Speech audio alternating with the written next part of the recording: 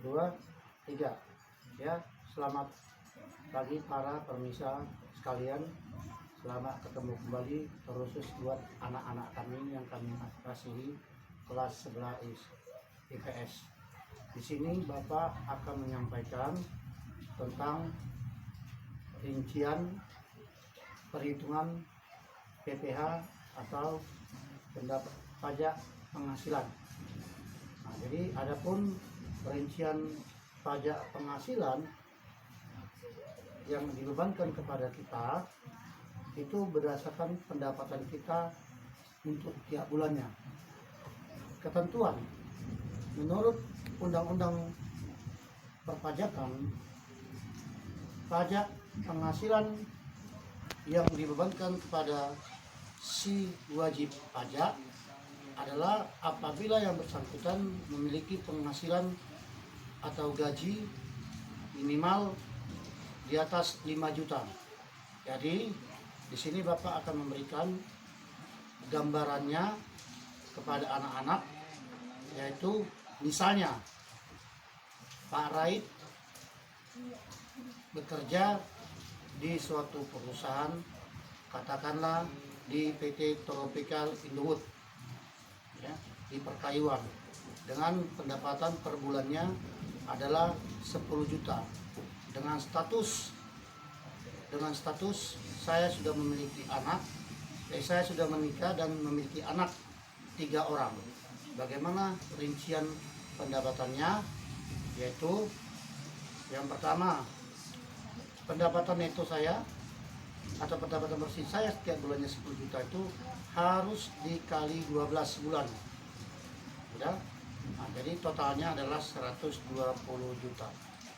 Jadi yang 120 juta itu akan dikurangi dengan pendapatan tidak kena pajak. Ada 3 butir pendapatan tidak kena pajak, yaitu 1, ya, wajib pajak. Nah, jadi wajib pajak berdasarkan Undang-Undang Nomor 36 Tahun 2008 Pasal 7 dan Pasal 17 itu dikenakan sebesar 15.840.000. Kemudian karena saya sudah menikah, maka ya, saya dikenakan juga pendapatan tidak kena pajak sebesar 1.320.000. Begitu juga saya memiliki 3 orang anak, ya. Jadi 3 orang anak dikalikan dengan 1.320.000 menjadi 3.160.000. Jadi itu yang ketiga butir itu diakumulatifkan menjadi 21.120.000. 21.120.000 itu mengurangi daripada pendapatan itu untuk tiap tahun yang saya terima sebesar 120 juta. Hasilnya adalah 98.880.000. Itulah disebut dengan pendapatan kena pajak. Dari sebesar pendapatan kena pajak itu, maka ya, dimasukkanlah regulasi, ya, dimasukkanlah regulasi tarif pajak, yaitu 5% dan 15%. Nah, jadi nanti anak-anak bisa melihat seperti ini, ya, 5% kali tarifnya itu adalah 50 juta kisarannya. Dan hasilnya adalah 2,5 juta. Kemudian sisanya itu, ya, 50 juta mengurangi daripada 98.880.000 menjadi 48.880.000, dikalikanlah dengan 15%. Hasilnya adalah 7.332.000. Ya. Kemudian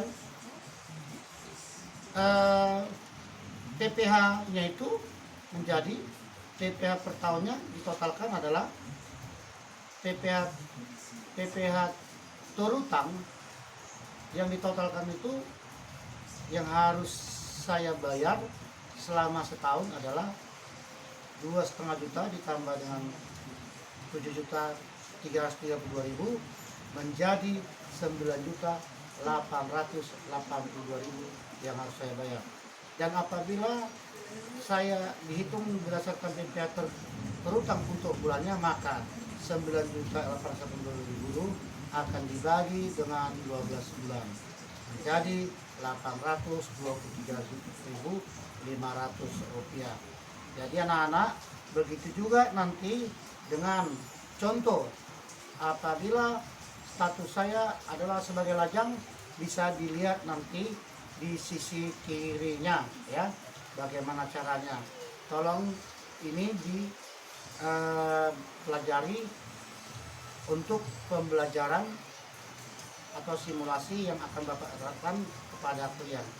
Oke, sebelumnya itu pajak dibebankan kepada kita itu sebagai salah satu wujud ya dari pemerintah agar kita ikut berpartisipasi dalam rangka meningkatkan pembangunan di segala bidang, khususnya di sektor bidang pendidikan dalam rangka mencerdaskan anak bangsa.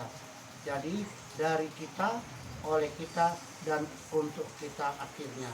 Sampai di sini, sekian dan terima kasih.